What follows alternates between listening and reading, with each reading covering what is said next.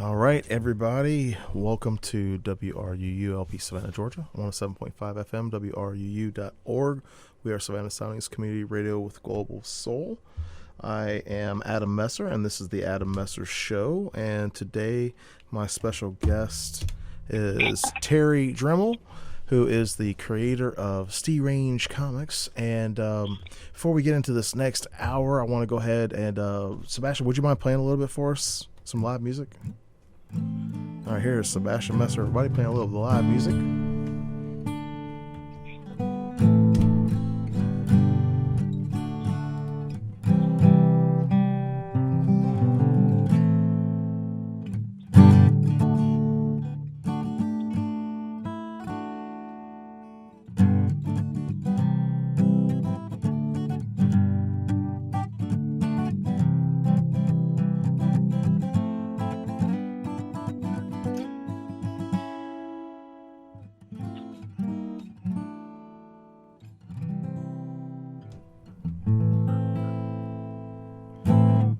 Awesome. Thank you so much, Sebastian. All right. Terry, you there? Sure am. Awesome. Welcome back. Thank you so much for hanging out with us this second hour. Hey, everybody also tuning in. Unfortunately, we had, with Benny White, there was an unforeseen circumstance that he had to take care of, so he's not going to be able to be on today from 4 to 5. So I'm sorry if you're tuning in right now. And but you know, we'll get him rescheduled, and I'll continue to share like his new music as it comes up. So thank you, Terry, so much for hanging out with us for the second hour. I know it's kind of unexpected, but I really appreciate you hanging out with us. That's okay. I look forward to hearing anything new by Barry too. So yeah. So you know what, this second hour, man, we can kind of dig in a little deeper with the process and all that. Can you share with me how you start off with your, like idea to paper to, whatever. And then can you just share with us like how you do the processing for, actually going from like that idea to a finished book? Sure. Well, first of all, like you were talking about running into a stretch where you're maybe not feeling too creative or something like that. And really the process, if you will, whatever, for me, usually what ends up happening is I'll finish a comic book, and like I finished 8 or 9, whatever. And then I go through a thought process of, well, what am I going to do next? Or am I going to do anything next? Or is there something different I want to do? And, at some point, maybe I'll just decide I'm going to forget all about everything for a little bit and go and read something. So, pick up a couple of different books. One that I recently read, The Panic Broadcast by Howard Cook. And another one was, some book on geology. Just something totally unrelated to what I'm doing, something completely off the wall. The Panic Broadcast was about Orson Welles and the Mercury Theater doing the War of the Worlds broadcast back in 1939. And this was written by the scriptwriter. It was a pretty interesting background story. A lot of people probably find it boring, but I found it kind of interesting. And just that sort of thing, totally empty your mind of what you think you're doing.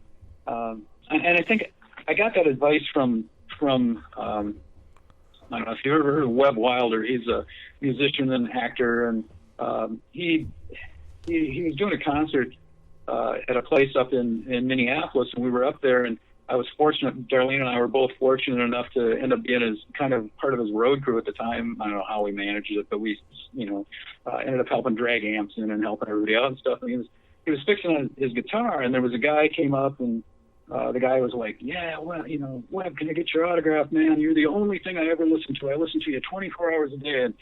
And here's a guy, he's a performer, and he looks at the guy, and he just stops for a second, and he goes, man, you got to listen to something else. He goes, I don't listen to me all the time. He goes, I don't listen to me hardly at all.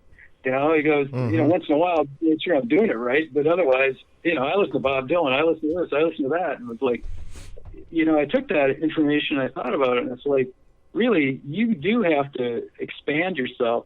And I think that's one of the reasons that I enjoy being around you, is because you've got a lot of varied interests. So you're doing vampire novels, you're doing poetry readings, you're doing this, you're doing that. And so and it's so funny because the poetry has nothing to do with like sci-fi or horror. It's like totally like completely different realm. But that's the whole point. Yeah. I mean, I don't think you can focus so tight on something without either A, losing sight of what it is you want to do, or B, getting burned out on it. Mm-hmm. And so for me, that's part of the process to start out with. So maybe I do that for a week or two, and then I'll step back and say, okay, let's pull out the notebooks and stuff and take a look and dig through here and see what we've got. Because I've usually got a couple of stories, a couple of things that I really want to do. And so that's what I build the comic book around is, first of all, I try to get 2 stories of, maybe 6 or 8 pages each in a comic book, because I think that's enough material to keep people interested, or, make the story long enough to make it interesting. And then usually it'll start from a couple pages of notes, or maybe just one line of something, and they just go with it from there. So that's where the beginnings are. And then, obviously I've got a format of 20 pages, so I've got to come up with a cover, I've got to come up with a back page. I've got some stuff that I've kind of made standard pages in the comic book, or in the like Cafe Racer. Like Cafe Racer. Yeah, Cafe Racer is just something. It's one of my favorite characters, and I just can't see. I mean, that's another one that I read a magazine at one point in time. It was about Cafe Racer motorcycles. It's a style of motorcycle that was very popular in Europe and England back in the 1950s and 60s, early 70s, and so I just came up with this character, Cafe Racer, is kind of a, like you're saying, an homage to cafe racers everywhere. So I pitched it to this magazine, and they liked it, and it ran in the magazine for a while. The magazine changed directions, and they decided they didn't want to do comedy stuff in it. So I had all these stories written and all this time invested in it. So I thought, what better place to put it than my own comic book? So I think that's great. He's a standard resident there, and there's some other strips and characters that I've worked on over the years that will be coming in as time goes on, if I continue with the format I'm using right now. So there's stuff to look forward to, I guess, that way. But again, it's expressive. So. Well, one of the other pages I really thought was cool was Galactimonious. Well, see, you talked about coming up with a different, different nuclear character and stuff like that. And the original title for that was Galactic Goombas, and then I found out that Disney was using that, and I was like, well, I did come up with it first, but anyway, I decided I had to change it. So can't fight the mouse, man. They got billions of dollars. And the thing is, really, like you were talking about Tex Riddle. Yeah. To me, Galactimonious started out as just kind of it was going to be a one-time joke of, taking the serious, the very serious Galacticus, all this kind of thing, the very serious aspects of comic books, and kind of just making a joke about it, and it turned into a couple of them. I don't think Galactimonious is going to carry on just because it's I like the artwork. It was like very Jack Kirby. And but it's kind of run its course for me. I don't know. We'll see what happens in the future if he returns or not. But again, a lot of times I'll run into something where I've got a joke all drawn up, and then I look someplace and it's like, whoa, that's been done, or that's pretty close to what this is. So I don't want to go down a route that somebody's already gone down. I'd much rather I feel like that too. I mean, so speaking of that same thing, I feel like that too because obviously, a lot of the things that have been done, are just kind of rehash. Um, Right. I don't want to I don't want it to be so unfamiliar that people are like, "What is this?" But Yeah. I don't want it to be just a rehash of something else. So, like the format. I don't necessarily always follow a formula, but Hmm. obviously I feel like my whole life I've been exposed to that formula, of storytelling. I mean, we all have, um, and so subconsciously, like even when the first little novella that I wrote with the Blood Thrasher one, I didn't use an Hmm. outline. I just free flowed, but subconsciously, my mind took it from beginning, adding action and conflict and kind of going through that, you know the challenges of that, and then overcoming those challenges and the changes that they go through and having an ending, and Right. so with storytelling, I feel like we're all kind of subconsciously um, used to that format, and when something's disjointed, I mean, like it could be different, or it could be new, it could be out there or whatever. But if it's disjointed, so like if they put the ending at the beginning, and then they go backwards or whatever, people have tried that, and it doesn't always seem to work. Um, or if it doesn't, like for example, if I pick up your STEERange book, expecting it to be kind of like a joke mag, comic book, Hmm. and then all of a Right. sudden it's like about some kind of, yeah, I don't know, some kind of rant that you just feel like going on, and it's a serious comic. It's not really a joke mag. I'm gonna be like, well, this is not what I was expecting. So like Right. the reader's expectations, and so I mean, like I try to I try to do that at least. Like the promise of the premise, is a big thing. It's like if Mhm. so now I'm gonna have to say, like we talked about this yesterday, but with the Tex Riddle thing, the advert that I sent over, I put in a premise of Tex Riddle having a crew, having to go find a new engineer, and he's trying to fight these space pirates. Boom, boom, boom. That's not the story I was writing, but that was the story that I was like had in mind. So I had to stop and say, hey, wait a minute. I actually just started rewriting the story again this week, and I saw the premise. I was like, I'm not living up to the premise. I'm not, so I had to stop and say, wait a minute, okay. It's almost like you have to kind of change your mindset, like you said, like you were reading a book on geography, and you're reading this book on Orson Welles and the War of the Worlds, the behind the scenes stuff, which I love, that kind of nuts and bolts stuff. Mhm. So I do the same thing. Like sometimes I'll listen to music, sometimes I'll read comics, sometimes I like to listen to audiobooks, sometimes I'll read poetry, sometimes I'll watch like a TED talk. Um, to me, storytelling is storytelling. I don't care the delivery. Storytelling is storytelling. If it's a video, if it's a song, if it's comic book, a music, play, whatever, musical or whatever, storytelling is Right. storytelling. You know, last year I had a chance to talk with the Savannah Opera, and I had never really thought about opera, but opera is one of the oldest forms of modern storytelling. Um, Right. And I think there's a lot of people, myself included, that have over the years said, "Yeah, I'm not listening to that." You know, mm-hmm. and I think you miss out when you limit yourself by saying, "Yeah, not so much." I mean, that's not to say that you couldn't run into some stuff that you really don't enjoy, but on the other hand, why miss out on an opportunity to learn something new? It's You like this, Terry. Oh gosh, let me do the station ID. I'm sorry, guys. I always get caught up like on that. know? Everybody, you're listening to WRUU LP Savannah, Georgia, 107.5 FM, WRUU.org. We are Savannah Soundings Community Radio with Global Soul.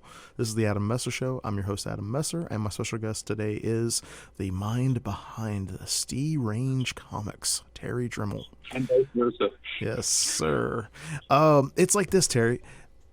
I can like chocolate, vanilla, and strawberry ice cream, but not like Neapolitan ice cream.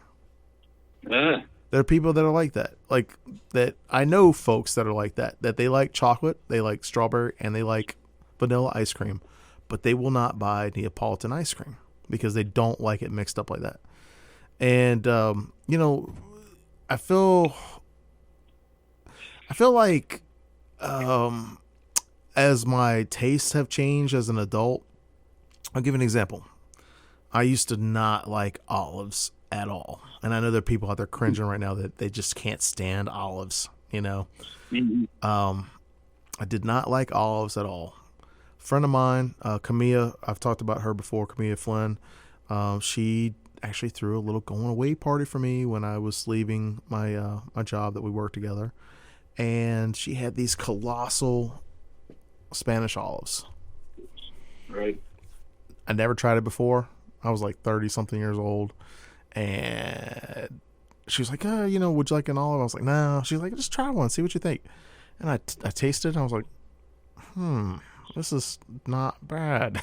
You know, so my taste had changed. And, you know, now I like olives. I know that olives are not for everybody. I know some people, they cringe. Like, olives are one of those, like, you know, either yes or no type thing for people. But my tastes have changed. Just like with the creative stuff, you know, as a creator, I used to write a ton of poetry in high school. I mean, like, I wrote poetry all the time in high school. And I feel like because I did that, it was easy for me to pick it back up 20-something years later, because I'd had a lot of practice when I was younger. Comic books, I've read comics since, man, like 1986, 1987. And I like to draw, but building a comic book is not the same as liking comics and reading comics, even though I have a general idea of the structure. So, you know, that's one of the things I like, you know, having different tastes, trying different things out. And I feel like, you know, for example, with Sebastian playing live music on the show, you know, to me, I feel like it's just an enhancement with the show, having some live music. You know, I like live music. You know, like him having the opportunity to be able to play some, you know, and I just feel like it's something that adds value to the show.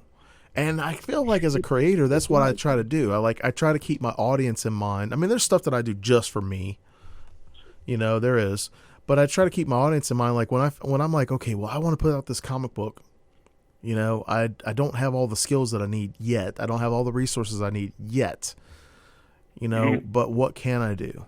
You know, talking with you, that's, you know, that's a resource, you know, being able to ask you questions, you know, that's a resource. Because not everybody's willing to share stuff, you know, and that's the thing, is like, I kind of feel like there's a scarcity mindset, and there is the opposite of scarcity, which is abundance. And when it comes to success, and I you know, I'm not trying to sound funny here, but, you know, there's like different levels of success. But with a scarcity mindset, you know, a lot of folks are like, oh, you know, and I'm gonna be honest with it, I see a lot of generic stuff. I see a lot of reproduced generic stuff. You know, I see the same stories being rehashed. I see, you know, comics being renumbered number one. I mean, like, I've seen a million number ones in the last 20 years. But when I see something original, like, you know, I go into a record store and I see this comic book and I'm like, this is different. This is original. This is new. You know, I get excited. You know, I'm like, wow, this is something different, you know? And I feel like that with that scarcity mindset, it is the rehashing of the same story over and over and over again. You know, the abundance mindset is like saying, hey, we're going to try something new. And I know commercially, in the consumerism economy that we live in, I know commercially, big studios, no matter what, with storytelling, with the books, comics, movies, whatever, it's hard for them to put, you know, $100 million down on a project and say, hey, we're, you know, just go for it. You know, like today's Star Wars would have never happened because, you know, Fox is like, hey, we're going to take a chance on the show. And he was smart enough to say, hey, I want to keep my rights, you know, but today, you know, it'd be really difficult for a Star Wars to come out You know, in my opinion, because there's so much regurgitated stuff. You know, there's not. I don't know that is not as much. It's kind of weird because it seems like there is a ton of original content, not in the mass media though. Like it's like the indie side of it, and that's why I gravitate more towards indie stuff, because that's where I'm seeing original content, original artwork, original books, original comics, original music. You know, Right. and there's nothing wrong with, like, you know, I'm not gonna knock, like, I love my comics, and I love, you know, my heroes that I grew up watching and reading and stuff like that. I love them, you know. But as far as like new and original, I like to check out the indie stuff, you know. Well, I think you're bringing up an important point that you were making there, like the olive, the example of the olive you were giving. When you were younger, you may have had an olive, or you may have smelled an olive, or you may have seen an olive. But when you're a little kid, there is this innate, not even innate. It's like it's like a DNA thing of sticking to the stuff that's kind of familiar, because I think somewhere in the distant past it was like if you ate something oddball and you'd die from it, or you know what I mean. It's like it's kind of a protection thing. And so when you're a little kid too, I mean, a hot pepper or something that tastes sour is 100 times more sour because your taste buds are fresh. So it's the same kind of thing with comic books. I mean, comic books or TV or any sort of input like that, you're getting it on a much more intense level when you're younger, because you have less exposure to things. You have less. Yeah, everything's new when you're a kid, right? Yeah, and so then you come along later on. Now you get older, and it's like it's harder to get that same kind of novelty. That same kind of rev. You know what I mean? Yeah. So yeah. it is kind of a thing, like you're saying. If you're looking for something new, probably not going to see it on network TV. You know, which to me is incredible. That even more reinforces the fact when The Prisoner came out, there was nothing like that. I mean, I have never seen a show like that. I've never seen a show like that ever. No, and I think the thing was they kind of sold it as, it's this guy trying to get out of a jail someplace, a prison someplace, a very nice prison, but he's trying to get out of his prison. And it's like there were all these undertones and all this other stuff. I think I probably said it before. I remember watching it with my dad and saying, my dad saying, I don't think he's getting out this time. It's like I think they were running, Hogan's Heroes and the same kind of stuff at the, basically the same kind of time frame. And so, until you got to the last couple episodes where things really got flipped out, everybody was kind of just, it's an interesting show. I don't know what's going on, but it's kind of like, a spy thing, whatever. It wasn't until the end of it that you really realized they were jacking with your head all the way through it. And that's the exciting part of it since then. So same thing with comic books. I mean, same thing with anything else you're doing. If you're trying to put a little more into it than just what's on the surface, that's what makes it all the more fun, because people will come along later on and go, hold it a second, did you mean this or did you mean that? And it's kind of like, well, you decide. I see them doing that with a lot of shows now, or trying to do that with a lot of shows now, where they go, well, you write the ending. I think there's some movie that just recently has come out, or that they're going to come out with. Yeah, they do that. You remember those books, like Choose Your Adventure books, where exactly. Actually Netflix had a couple of those, which I thought was interesting, because you could play it out and you could do whatever, but it's gonna, I don't know. Like I just played this one. It's a video game that was like that, and it was Death Trap Dungeons, and you go through and oh gosh, I'm trying to think of the guy's name. There's an actor that plays the narrator, and then as you go through, you choose your own adventure. Hey, Bill, how you doing? Hey, thanks, sir. Thanks. You are the best.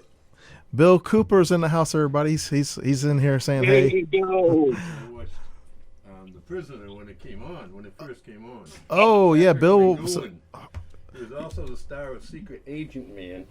Yeah. And Johnny Rivers had done the record, the big hit record, Secret Agent Man. Yeah. So that's the same. Danger Man, I think, was the other one, right? Well, they changed the name of it. Oh, okay. When they brought it out to recycle it. Yeah. I tell you what, we were just talking about He was a heck of an it. actor. Yeah. He was the bad guy in Silver Streak. I did not know that. Yeah. I did not know that. Anyway, interesting. I'm sorry. Go ahead. Oh, no, no. Yes, No, yes, it's totally cool. Interesting, too. No, I appreciate it. Yeah, yeah. Terry's been on several times, so we were just chit-chatting. Hey, Terry, do you mind if Bill joins in with us while we're chit-chatting? Oh, Thank you. bring it on, Mr. Global Soul. Yeah, Terry and Darlene listen to the show. Pardon? Terry and Darlene, they listen to the show. So, like, he was just saying, hey, Seek help. Yeah, Bess, get him a headset. You listen to the show. Here's the Seek help. headset right there, Bill. Oh, You put thanks. the headset on so you can hear him. Hey, so Bill, can you hear Terry? Hi, Terry. now? Nice to meet you. This isn't. Hey, there you go. Oh, there it is. Okay, thank you. Alrighty. Yeah, so we were just talking about like originality and just I feel like a lot of original stuff is with indie stuff. There's Today, yes, it is. yeah, like And I they mean, never you run had a a comedy market. show. But they never had a market before the internet. They couldn't No, there get wasn't. it out. Yeah, It cost too much to publish. It cost too much to make a TV show. It cost too much to make a movie. So there or was even no to do a radio show like this. There was no outlet. Exactly. Yeah. There was no outlet for it. So I mean, today, anyone can at least get out there and hope that they strike lightning. Yeah, it's crazy. I was talking about podcasts because this is live radio, and then I host it as a podcast. And you got your Bill, you do your postcards to Lowell, right? From Lowell, yeah. Yeah. Every Wednesday. Every Wednesday. 15 minutes of laughing your butt off. Yeah, and Terry's got his comic book series, and I was reading this article about so we own our intellectual property for our shows here, right? We're on WRUU, but we own our show, and we have the distribution rights. Well, apparently on some of the other bigger networks, it's like back in the day, if you worked for Radio Shack, they owned any kind of invention that you created because you worked there. Exactly. Right? Yep. Well, some of these larger conglomerates or whatever, media conglomerates, they own the intellectual property for some of these podcasts. And the podcast literally could be like, if you, Bill, you and me, or me and Terry, if we had like, our thing, and the show was built off of that. Like Right. you Right. you I would, know what you're saying. Yeah. yeah, it's, and I was thinking, I was like, wow, and the whole thing with the podcast realm is, it's all about the feed. It's all about who subscribes to your podcast. But don't you have other outlets? In other words, if they're not giving you a good deal, and I don't have a podcast, so I don't know about it, can't you go somewhere else and say, hey, listen, I'd like a better piece of the pie than I'm being offered from ABC Company? Well, and people do that, but the thing is like they, what they're talking about in the article was they were losing, like, so their audience having to switch them over from like one thing to the other. Yeah, I get that too. Yeah. And they lose a huge amount. They have to start over basically. Yeah, okay. And there's several of them that have done that. Two-edged sword, ain't it? Yeah, and I think with the indie stuff, and Terry too, like what I want to hear your thoughts on this. But I think with the indie stuff, it's like building up your audience. I don't care what it is you got, comedy, comic books, whatever. Building up your audience. I would love to take a solid person. I would take a solid person over 100 Facebook likes any day of the week. Because Facebook and social media and stuff like that, the likes are important, but having one solid person to me is worth, much more. What are you saying? One what? Salt? A solid, like a person that connects with your stuff, that really they like. Okay, your stuff. someone that really cares about Somebody it. who's Right, really yeah. solid. Sure, Yeah. absolutely. And I feel like As long as they tell other people, this is like the triangle is going to keep getting bigger. If they tell someone, hey, I really like that, you ought to see it. well, your comedy with Lowell, the postcards from Lowell, you started off and just kind of like had a couple people watching, and now you got like over a dozen people or so watching like every week. A dozen. This is no lie. I have a little over 700 friends on Facebook. I don't go pursue a bunch of friends, because I'm connected with the arts in Savannah. So anyone connected with the arts, I'd just automatically friend them in that. Yeah. I never worked hard to build it up. We actually hit a few weeks ago 900 views That's crazy. with only 700 friends. And like when I was saying a couple, it's like when you're on live, Yeah. and then plays throughout the day, so that's great. And it's unscripted. I mean, it's usually me, Chad, and my wife, Marianne. You should put that on YouTube. It's totally well, we're working on that. Yeah. We really are. That'd be cool. Yeah, but we can't tie you down long enough to help us. Oh, gosh. I'll be glad to help you. Everybody, you're listening to WRUU LP Savannah, Georgia, 107.5 FM, WRUU.org. We are Savannah Soundings Community Radio with Global Soul. There we go. All right, I've got to do the station IDs. Hold on one second, everybody. Public Health. If when the Georgia Department of Public Health gets a lab-confirmed case of COVID-19, they will let the public know. The Georgia Department of Public Health updates its website, dph.ga.gov, every day at noon with a map of confirmed cases around the state of Georgia. More information can be found at dph.ga.gov. You are listening to WRUU-LP, Savannah, Georgia, 107.5 FM. WRUU 107.5 FM is a new and different, listener-supported, and all-volunteer community radio station for Savannah. Our diverse broadcast and web programming is supported by generous listeners who value our passion and spunk. We are independent of other media and receive no government or large corporate support. People like you are the largest and most important source of our funding. Go to WRUU.org to find out how you can make a one-time or monthly contribution. Thank you. All right, everybody. We are back in the saddle here at WRUU LP. And my special guest today is Terry Drehmel, who is the mind and creator behind the STEERange Comics. And then we just had our next guest host come in for a few minutes with us, Bill Koopa. So, you said it right, Koopa. Yeah, Koopa from Lowell. So, Bill, Terry, he has a comic book that he creates. It's kind of like Mad Magazine. Oh, super. Yeah. I loved Mad Magazine. Loved it. Oh, yeah. And Terry's been in here. When we had Dave Roper, the Motorcycle Man. Right. Terry was my friend. He came in and co-hosted the show. Oh, super. Yeah. Nice. So, so it's just this kind of like a little interesting turn of events. So, Terry, with that, and Terry's book is all about comedy. Like it's all like he's got the jokes. He loves, and that's one of the things I love about it. Like the joke part. Terry, excuse me. You obviously write your own stuff as far as comedy, right?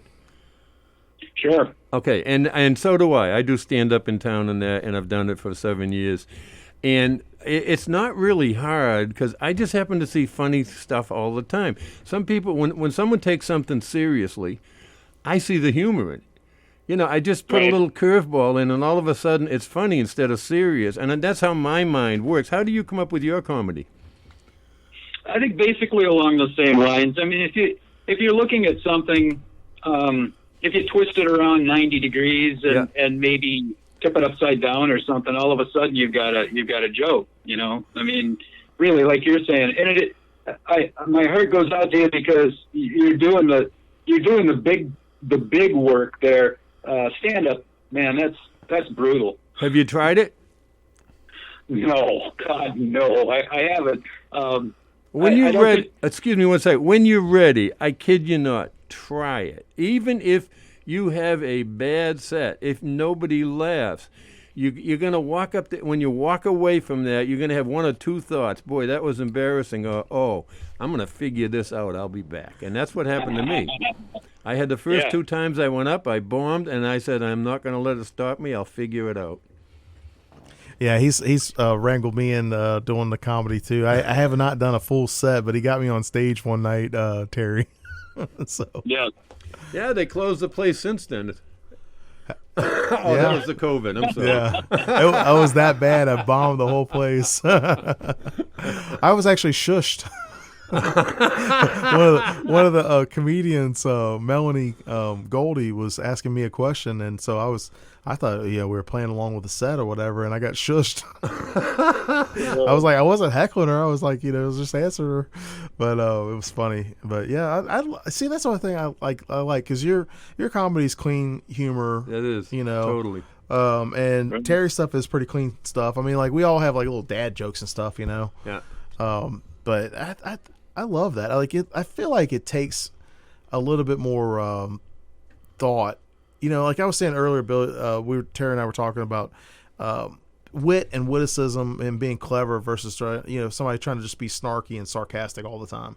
Like, to me, that it's not funny when somebody's... Well, it worked for Don Rickles, someone like him. That was his whole act. It's just, putting people down. Yeah.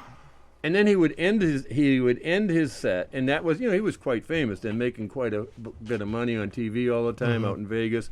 But it always end his set saying, I really love these people. I just do it, blah, blah, blah. He kind of like felt he had to apologize because it was so biting.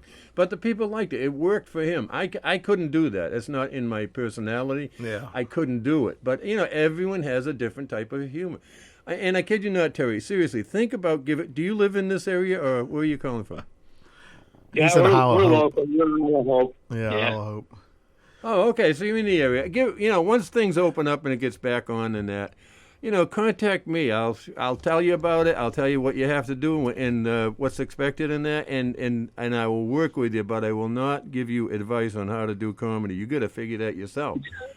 No, I'm serious. Because if you have an idea in your head, run with it, but it might need refining. I totally did not expect Bill to put you on the spot to do stand-up, Terry. Well, you have to put me on the spot. No, I'm offering it. That's all. Yeah, that's awesome. If Bill's going to go that route, Bill, I want you to try a comic book, too. I think that'd be a great idea. You mean read one? You mean read one? You want me to read one? Sure, out loud on stage. Yeah, I'd do that. Sure, why not? If you wrote it. Well, we could always come up with some kind of a radio show like that. I mean, certainly. I thought about doing like it's really crazy, but I had thought about doing something like not vaudeville type thing, but like a skit comedy type stuff. Like almost improv, kind of, sort of, but like you have like a premise. Like I guess like how how Odd Lot does their skit stuff. Has a premise to every joke they do. Yeah, not something that would be totally scripted, but but then maybe have something like that, because I thought it'd be kind of fun to do like a little segment like that. Yeah, no, just something to mix it up. A premise is not scripted. Scripted is you go by the script, blah blah blah. That's it. Follow it. A premise is, okay, you're both in a barbershop at the same time. You each have to get a haircut first, and, which one's going to give up. Well, I'm talking about doing both. I'm just saying that, there's a premise, and then run with it, and then take it from there. Yeah. So, I mean, I think, you're right. That sounds interesting. I just thought of, like it might be kind of fun, just something like that, because I remember as a kid I used to listen to talk radio, and there were a lot of different, shows that they had. I listened to talk radio where there was kind of like a, call-in show where people would call in. The late night ones were the best, weren't they? Yeah, and then like I would listen to some that were like it was like a radio serial, like it was like a TV show but on the radio. Sure. So I thought about doing something like that, but I love the idea of doing like like Terry with the STEERange Comics, the whole thing with the Bionic Barrier. It's just kind of like a fun, lighthearted, humorous type thing. It's like there's a lot of serious comics out there.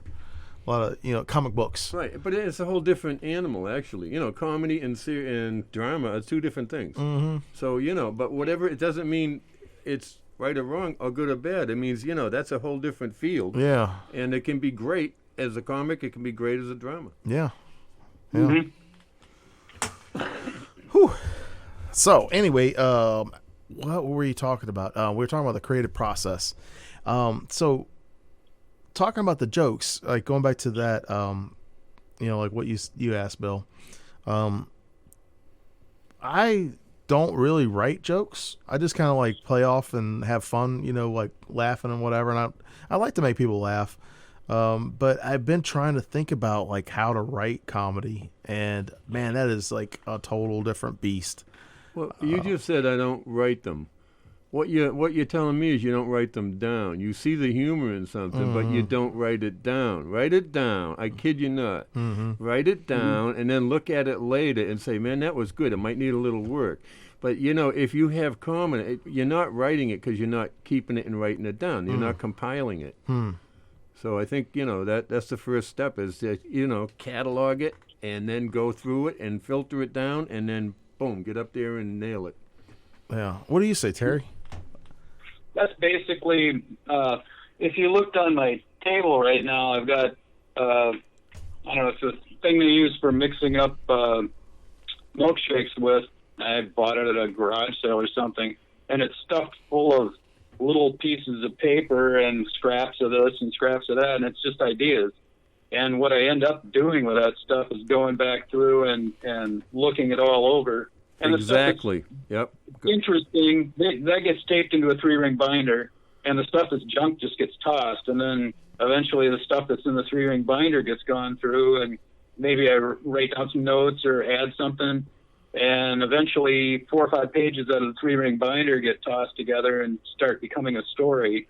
And that's exactly what I was talking about. Good for you. You catalog it, you go over it, you toss out what you don't need, you make it work. That's exactly what I was talking about. Yeah, it's a process that way. I mean, comedy's serious if you really get down to it. I mean, you got to be serious about throwing out the stuff that is crap, because otherwise you waste your time on a lot of stuff that just doesn't really... And sometimes you don't know. You say, well, this might be funny. You go up there and they love it. Or you might think, man, this is great, and they're just looking at you like, oh man, it didn't work. You don't know until you stand up there with the mic. I was talking to Randy Bishop about that same kind of thing where you kind of drink your own tea. Like for me, we were talking about the bionic berry thing, and I was like, hey, what do you think about this and whatever? And he's like, yeah, and he was really blunt about it. It was really cool because it made me think about it. He's like, you kind of fall in love with your own ideas sometimes, and you drink your own tea and you kind of toot your own horn, and and we all kind of get caught up in that. And I was like, yeah, it's crazy because going back to the audience and the temp check, I guess, Bill, what you said right there was just kind of, a good idea. It's like you go up there and you think it's going to be the bee's knees or whatever, sure, and nobody gets it, and it kind of, Terry, with the prisoner thing, it's like, man, the folks that know about the prisoner and they liked it, it's like, oh, you automatically have an instant connection. Like, Bill, I had no idea that you had watched it before, that you liked it. Well, I love Patrick McGowan. I saw him. He was first in The Secret Agent, yeah. And that was another one that never really ended. They never really ended either one of those, Yeah. You're talking like Danger Man, right? Yeah. Danger Man, that was, yeah. Yeah, but I believe that was when they Secret Agent Man, when someone else bought the right to put it out there, they changed the title of it, and that's the same thing as Secret Agent Man. Well, they actually, believe it or not, talking about the prisoner, they came out with a comic book.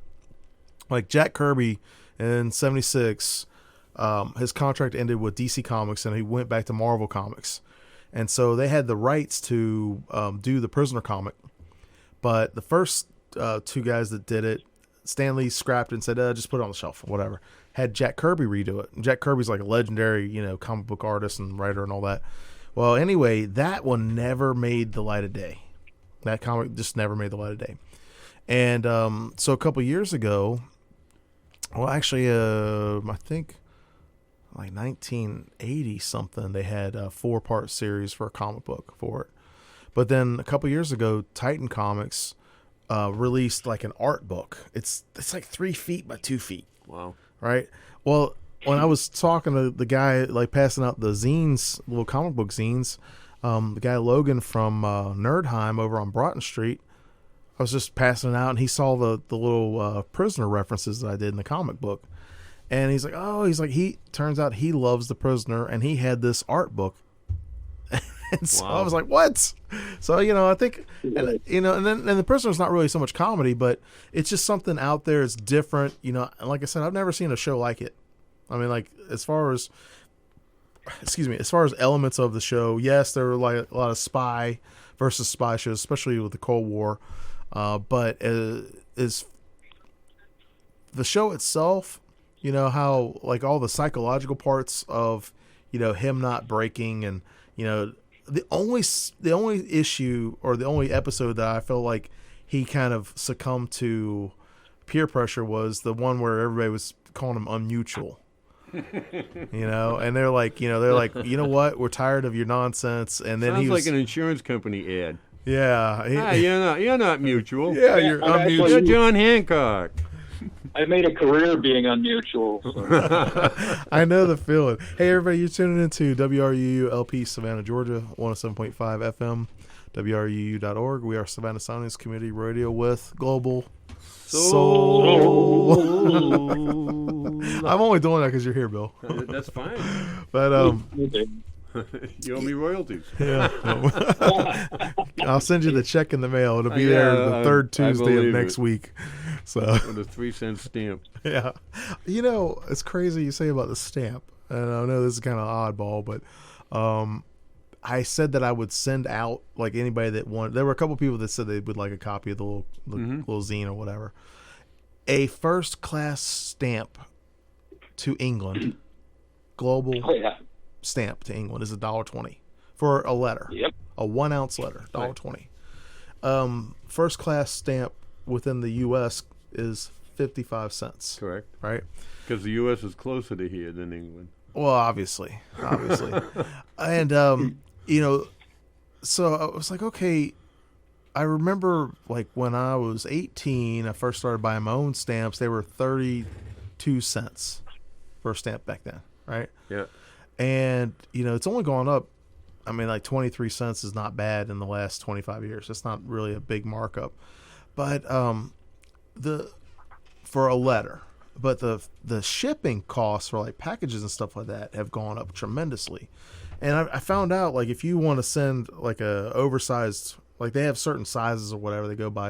Like if you want to send like an oversized package or like an envelope or whatever, that they charge you by the length of it, not so much the weight, but they charge you like if it's a longer package or whatever. Because here's why machines have to handle it. If it's bigger than a standard size, has to go has to handle it a different route. Yeah, and they, it's a more of an expense to handle it. That they're just trying to recoup their. Now, cost. You're a retired postmaster, right?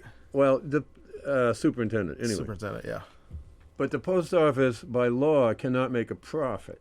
Yeah, they can break even. Their goal is to break even. And the problem with that is every time they've made a profit, Congress scooped it away from them.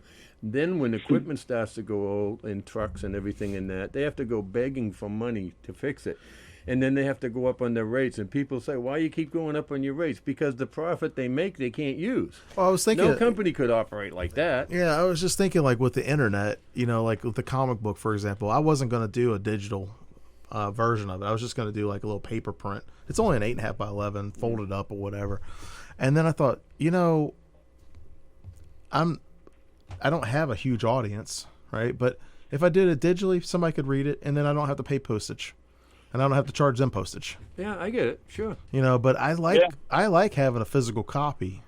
I like having like the STEERange Comics. I like to be able to look at that book and page through it and stuff like that. I'll just say this, and I know that when I started in the post office, stamps were 4 cents. Yeah. Okay, that's how long ago it was, 1963. Yeah. I started, and Kennedy was still alive. Yeah. In the presidency when I started. That's how long ago it was. But as I said, things went up and up, and it's like everything has. Well, everything's changed. For 55 cents, I just look at it this way, right? If you had a kid in the neighborhood, you wanted him to bring something across the street for you. You'd give them a couple of bucks, right? Mm-hmm. You wouldn't think anything. And they'll bring the letter all the way to California for 55 cents. So that's still a bargain. Oh, yeah. I'm not complaining about the price because, like I said, it's not. I'm just saying, if you look at it. But that was one of the reasons why I decided to put it out digitally because, I had a couple people, like one guy from England asked me if I would mail it. I'm going to mail it to him because I said I would. Oh, sure. But I offered to send it for free, and I'm like, it's only a couple dollars with the the printing and the postage and all that in the envelope or whatever. I don't really care. I'm not going to lose money off of giving somebody a free copy. Yeah. But I can't afford to mail that out. So, for example, with the comic, if I'm selling it for $1, if the stamp is 55 cents and the envelope's 10 cents, and then but the that's printing part of anything sold on the internet. People expect a shipping cost. I mean, you got to. People expect shipping for free. No, well, it's not free. They know Hey, that. Louis. Louis, how you doing, buddy? I'm all right, good people. You're breaking the 3-person rule now. All right, I'll stand. Yeah. You know what? I'm going to sign off for a minute. You're gonna sign off? Hey, Okay. Hey, Terry, very nice talking to you. And Pleasure seriously, meeting you, Bill. Yeah. I'm just giving Louis a hard time because I haven't seen him in a couple months. but if you're ever interested in doing comedy, once the dust settles with this virus we're going through, You know what we ought to contact do, me. Terry? Please do. We ought to get up there. We ought to read we ought to read the different bits, the different parts, you and me. Whatever you want to do, I promise I'll get you on stage. We should do that. We should do that one day. Like, just try it out. Be like, hey. Anyway, all right, Bill. We'll see you in a I'll few see minutes. You in a few. Thank you. Take care, Terry. Appreciate it. Take care, man. Yeah, Bill is a nut. He's a great guy. And he started doing comedy a while back. But I'll tell you what, it's one of those great encouragers. You know, people that try to just say, hey, do it. So. Hey, that's bravery to me to stand up and do stand-up comedy without a sheet, without a I know. It's like, oh. We'll give it a try sometime, I think. Bill is a great encourager. I don't know if I want to do like stand-up comedy per se, but I know when things kind of go back to being normal again, I definitely want to go to the show and check it out. So, right. Go see Bill. Yeah.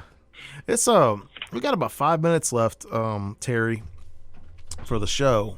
And we've been talking about a bunch of stuff, especially like, kind of the creative process and getting over like that hump or whatever. But, do you have any like kind of closing thoughts that you want to share with folks out there? Well, I do have a question for you, Adam. Yeah. You do publishing online. Do what now? And you publish online. Yes. Is that something you'd encourage people to look into, or? For me, I felt like it was the best option for a couple reasons. I use Amazon and to publish, and like with the comic book, I just did it myself online. Like I just put it out there like on Facebook or whatever. But the reason why, there's a couple reasons. One, it's very affordable. It's all the elbow grease and work yourself. So what? Just for example, what format do you have your files in that you're loading on Amazon? I mean, do they have information there, like a help sheet or something like that for the average person to figure it out? Or? Yeah, like this, like I'll give you a little quick and dirty guide. I use a thing called Scrivener to draft up my stories, and then I use Microsoft Word to edit them. And then Amazon has a program or an app called Kindle Create, and you can format your book for the interior. So like the actual pages and stuff like that for the interior of the book, you can format it using the Kindle Create. And for covers and for like social media art and stuff like that, I use an app called Adobe Spark. It's free. Okay. And I use that to create the cover, and then I use Amazon's Kindle Create program to upload the book. And like the process itself is very straightforward. It's there's a lot of videos out there how to do it or whatever, but I like doing it because I have control over it. Now the other way that people can publish is there's a blended route. Like you can go with an indie publishing group if you want to, and submit with them, and then they'll handle the publishing. Or you can go the traditional route where you solicit an agent, because most publishing houses they're not going to be open call for solicitations for a manuscript. But you can get an agent, you can solicit an agent and, send, your work over or whatever. And I would never recommend a vanity publisher though, which is a group that they will charge you an exorbitant amount of money to do all of the things that you would get normally with a publishing house. Now, I'm not saying that publishing services aren't worth that, like editing, cover creation, stuff like that. Paying for those services that are professional services, hiring an editor if you can afford one, hiring a cover artist, hiring a formatter. Those are. I'm not saying that those are vanity publishing. That's not vanity publishing. Vanity publishing is the groups that they say, hey, Terry, I love your STEERange Comics. If you pay me $10,000, I'm going to publish your comic book. And you'll get so many copies of it, but they're going to charge you, I've literally had friends that have lost tens of thousands of dollars with vanity publishing. Sure. So the reason why I like the indie publishing and the reason why I like to publish it myself is because, my costs, like for the new anthology. You have control over it too, Yeah, like for my new anthology, I am paying my authors out of my own pocket for their stories. And the reason why I'm doing that is because, I want to have a book. I want to pay my authors, for their work at a, decent rate. And, so I'm taking those costs. It's like seed money. I don't think that I'm going to make the money back that I'm putting in. Excuse me, but it's not the point of if I'm going to make that money back or not. It's a start, and I want to have, as professional of a start as I can with the anthology. You know what I mean? So I was willing to pay, the authors for their stories to be able to publish their stories. Would I pay a vanity publisher? No, I would not. Would I pay somebody for like cover design? Possibly, depending on, what I needed for the project. Would I pay for an editor? Possibly, depending on, what I needed for a project or whatever. But, self-publishing is affordable.